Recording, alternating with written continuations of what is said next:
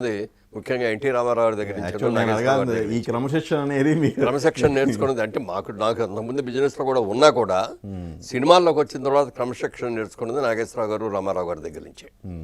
రామారావు గారు తెల్లవారుజామున లేచి ఆయన మేకప్ వేసుకొని డ్రెస్ వేసుకొని కరెక్ట్గా 9 కాల్ షీట్ అంటే 8:45 వచ్చి అక్కడ కుర్చీ వేసుకొని బయటే కూర్చునేవారు. షార్ట్ రెడీ అండి, లైటింగ్ రెడీ అండి, రండి అంటే అప్పుడు లేచి వెళ్తారు అనమాట. అందుకని మాలాంటి వాళ్ళందరికీ ఏంటంటే మేము ఇంకా ఎర్లీగానే వస్తాము.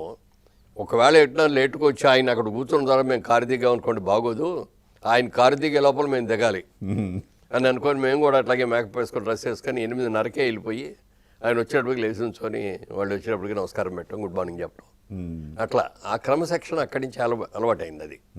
అది పూర్తిగా ఈ రోజు వరకు కూడా అది మెయింటైన్ చేస్తాం. ఒక టీవీ షూటింగ్ పెట్టినా లేకపోతే రెగ్యులర్ సినిమా షూటింగ్ వచ్చినా దేనికైనా కూడా ఆ టైం కీపప్ చేస్తాం.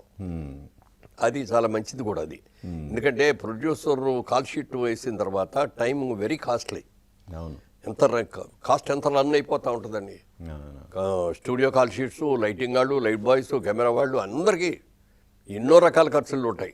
వాళ్ళందరికీ కార్లు పంపించడం, జారదీయటం, కాఫీలు, టిఫిన్లు, భోజనాలు ఇవన్నీ బోళంత అవుద్ది. ఇంత ఖర్చు అయి చేసే దాంట్లో ఆ కాల్ షీట్ ఆ రోజున 9 to 6 పెట్టారా, 9 to 9 పెట్టారా అనే దాంట్లో ఫుల్ వర్క్ వాళ్ళు చేసుకోగలగాలి. అది చేసుకోవాలంటే మనం రెడీగా ఉండాలి. వాళ్ళు పిలిచిన తర్వాత వెళ్ళటం కాకుండా వాళ్ళు పిలిచేటప్పటికి మేము రెడీగా ఉన్నాం బాబు, షార్ట్ రెడీ ఏంటి చెప్పండి, లోపలికి వస్తాం అని చెప్తాం.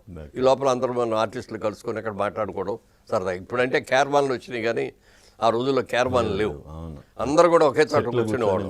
ఒక షామియానా వేస్తూ ఉండేవారు స్టూడియో, లేకపోతే చెట్ల కింద, స్టూడియోలో చెట్ల కింద కూర్చొని అక్కడ కూర్చొని అందరూ కబుర్లు చెప్పుకుంటా షార్ట్ రెడీ కానీ ఎవరు షార్ట్ రెడీ అయితే వాళ్ళకి లోపలికి వెళ్తాం. అందుకని ఆ క్రమశిక్షణ ఆ రోజు నుంచి వచ్చింది మనకి.